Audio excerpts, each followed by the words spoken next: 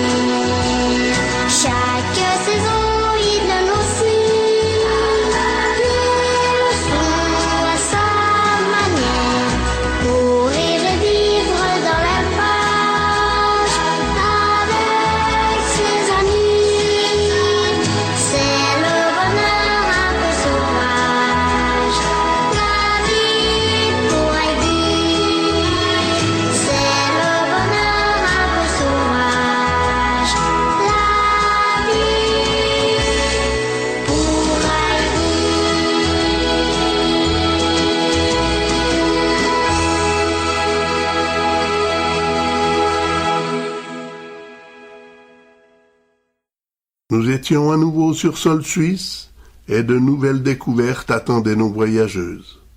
En descendant la plaine du Rhône, nous allions nous arrêter dans le village de Saint-Léonard. Cet endroit est devenu populaire grâce à son lac souterrain. Si les Alpes suisses ont été qualifiées par un journaliste français de véritables gruyères, c'est que sous ces milliards de tonnes de roches, à une multitude d'endroits, la nature renferme des secrets cachés. Et le lac souterrain de Saint-Léonard en est un exemple. Après être monté à bord d'un bateau à rame fort d'une quinzaine de passagers, le capitaine quitta le quai et nous emmena découvrir cet endroit fascinant. S'exprimant en français et en anglais, pour ainsi satisfaire tous les passagers présents, le guide nous fit connaître toutes les caractéristiques du lac de Saint-Léonard. Ensuite, se rapprochant d'une source lumineuse, il nous présenta ses amis les truites. Ces poissons, dont la longueur pouvait atteindre de 30 à 40 cm, avaient chacun un nom. À l'abri du froid en hiver, ces truites étaient en plus nourries, logées, aux frais de la commune. Et pour nous faire prendre conscience du phénomène de résonance existant dans cette grotte, le guide conseilla à chacun de nous de chanter une chanson pour expérimenter l'acoustique des lieux. Comme personne n'osait le faire, Jeannette me proposait alors d'interpréter une chanson de Ginette Renaud qu'elle avait déjà entendue chanter auparavant et qu'elle aimait autant que moi. Ma vie. Mettant de côté mon orgueil et ma timidité, je me mis à chanter. Lorsque j'eus terminé, les gens m'applaudirent. Je ne suis jamais pourquoi, et je doute très fort que ce fût pour ma qualité vocale. Mais sans doute était-ce pour avoir osé faire ce qu'eux avaient été trop gênés de faire à ma place. Alors que le bateau revenait au quai, tout en regardant le plafond de cette grotte, ma mémoire se rappelait ses rêves d'enfance. De la colline de Chamblon, des sources du Moulinet, et de ce lac à la fois imaginaire, mais peut-être aussi bien réel, que j'aurais tant aimé découvrir sous cette colline. Mais les années ont passé, et ces désirs enfantins sont restés pour moi comme des trésors que je garde dans mon cœur. L'après-midi tirait à sa fin, et nous devions songer à reprendre la route. Mais avant notre départ de la Suisse, tante Maddy et oncle Serge nous avaient fait promettre de leur téléphoner lors de notre retour d'Italie. Ce fut donc depuis le kiosque à souvenirs du lac Saint-Léonard que je composai leur numéro de téléphone. Comme maman leur avait donné la date de notre retour, ils semblaient avoir tout prévu et nous attendaient ce soir-là. C'est ainsi qu'une heure et demie plus tard, nous fîmes halte chez Maddy et Serge, dans la jolie ville d'Aigle. Pour le souper, Maddy nous avait préparé une raclette, l'un de nos plats nationaux. Originaire de Sainte-Croix, Maddy connaissait bien des fromages, et de ce fait, nous avait préparé un véritable festin. De plus, oncle Serge, dont la fille avait épousé un vigneron, avait dans sa cave le meilleur des vins blancs qu'il existe, en ce qui me concerne. Ce soir-là, Karine, Marie-Laure et Jeannette, pour qui c'était la première occasion de manger la raclette, trouvèrent ce mets succulent et se régalèrent avec cette spécialité helvétique. Le lendemain, hélas, le soleil n'était plus de la partie. Non seulement le ciel s'était couvert, mais à tout moment de petites averses de pluie semblaient vouloir nous décourager de quitter la maison du bord de la rivière. Comme le jour précédent, oncle Serge nous avait proposé de nous rendre dans la station touristique de l'Aisin. Je remettais ce bon projet en question pour voir la réaction de ces dames. Je pense que la télécabine pour monter à la Berneuse, on va oublier ça aujourd'hui. Réaction instantanée de Marie-Laure. « Oh non, non, je veux y aller. »« Mais c'est nuageux, on verra presque rien. »« Mais c'est pas grave, je veux aller en télécabine. » Il était évident que pour Marie-Laure, visiter la Suisse sans gravir une montagne en téléphérique ou en télécabine aurait été une lacune regrettable. Alors nous décidâmes tout de même de nous rendre jusqu'à l'Aisin, puis ensuite gagner le restaurant tournant Le Couclos, au sommet de la Berneuse. Pour cette ascension, Karine s'était joint à Maddy et Serge. Quant à moi, j'accompagnais Jeannette et Marie-Laure dans la cabine suivante. Courageuses, la mère et la fille, à quelques reprises, devaient tout de même exprimer leurs craintes lorsque notre télécabine balançait davantage. Pendue au-dessus du vide, avec pour seul décor d'abruptes parois rocheuses, il n'y avait effectivement rien pour assurer nos deux voyageuses. Arrivés au sommet, bien qu'il ne pleuve, le ciel était couvert, et comme si l'on se trouvait pratiquement à la hauteur des nuages, il nous fut impossible d'admirer les montagnes avoisinantes.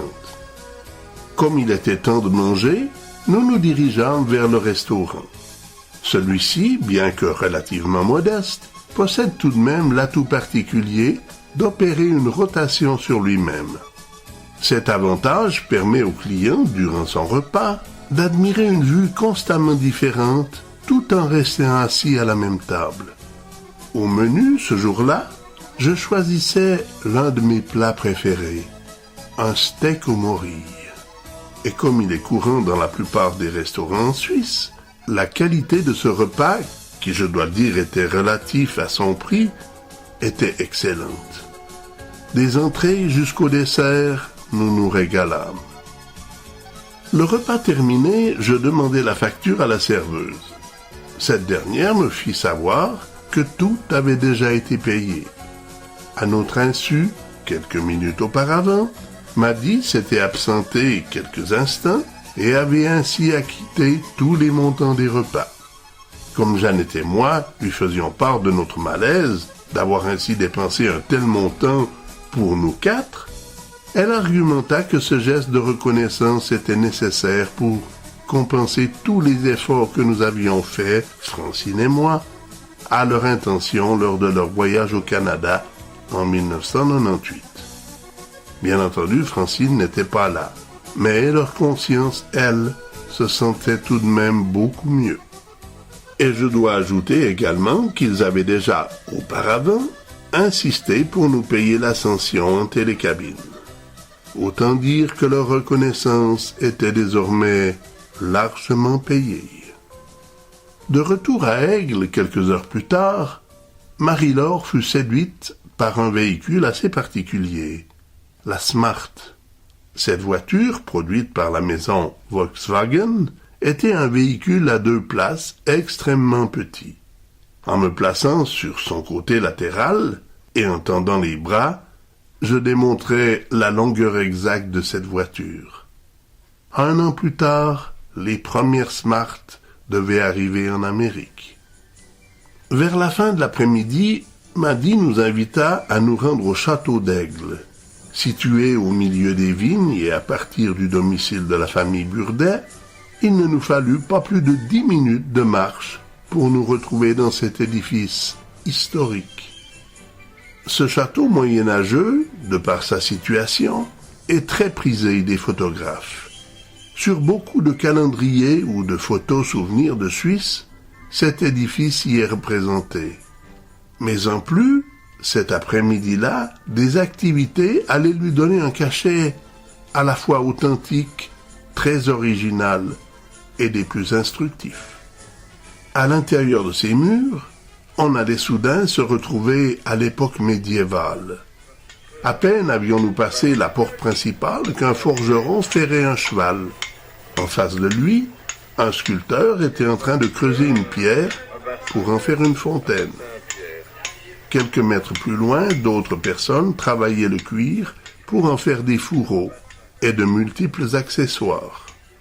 À peine étions-nous arrêtés pour admirer la dextérité des artisans que quelqu'un poussa un cri.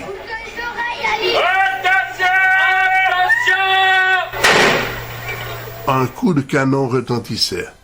Comme le canonnier rechargeait immédiatement son arme infernale, et pour éviter à nos tympans de subir à nouveau cette torture, nous marchâmes d'un pas décidé en direction de la cour du château. Sur notre chemin, une flamme gigantesque surgit de nulle part. C'était un cracheur de feu qui, semblable à un dragon, prouvait à la foule avoisinante sa maîtrise et son courage avec cet élément dévastateur.